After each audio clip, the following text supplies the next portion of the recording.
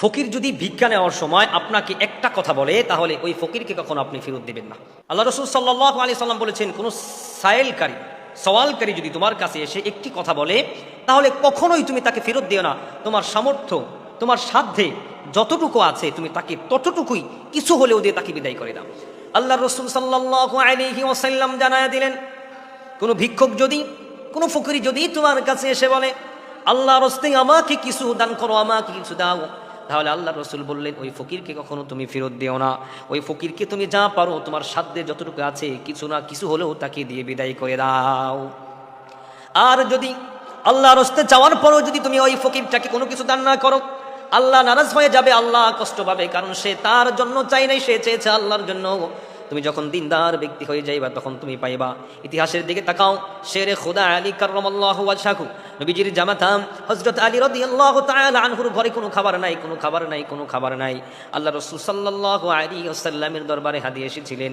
একটা বর্ণনায় একটা খেজুর পেয়েছে, আর কিছু বর্ণনায় বেশি খেজুর পেয়েছে। আল্লাহ রাসূল সাল্লাল্লাহু আলাইহি ওয়াসাল্লামের কাছে একটা খেজুর ছিল, একটা আনার ছিল। আলী রাদিয়াল্লাহু তাআলা আনহু ওই হাদিয়াটুকুই তাকে দিয়ে দিয়েছেন, কারণ সে চেয়েছে আল্লাহর জন্য।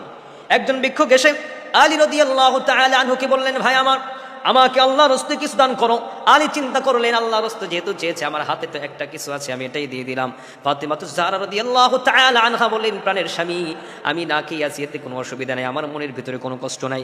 কিন্তু আপনার হাসান হুসাইন রাদিয়াল্লাহু তাআলা আনহুমা দুইজন ফুটফুটে জান্নাতি মেহমান, তারা তো না খেয়ে রয়েছে, আপনি কি আপনার সন্তানের দিকে চিন্তা করলেন না?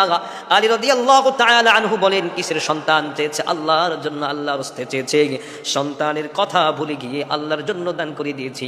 আল্লাহ তাআলা আরশের মধ্যে খুশি হয়ে যান, ফেরেশতাদেরকে ডেকে ডেকে বলে, দেখো আমার ফেরেশতারা, দেখো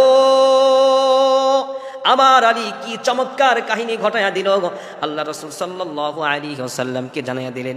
আমার রাসূল কারীম সাল্লাল্লাহু আলাইহি ওয়াসাল্লামের দরবারে আবার হাদিয়া আসলেন, ডাবল হাদিয়া। আল্লাহ রাসূল সাল্লাল্লাহু আলাইহি ওয়াসাল্লামের জামাতার ঘরে আল্লাহ পাঠাইয়া দিলেন। অতএব আল্লাহর জন্য যদি কোনো সওয়ালকারী আপনার কাছে যদি কোনো কিছু চায়, তাহলে আপনি তাকে অবশ্যই দান করবেন, কখনো তাকে আপনি খালি হাতে ফেরত দেবেন না। আল্লাহ সুবহানাহু ওয়া তাআলা আমাদেরকে কবুল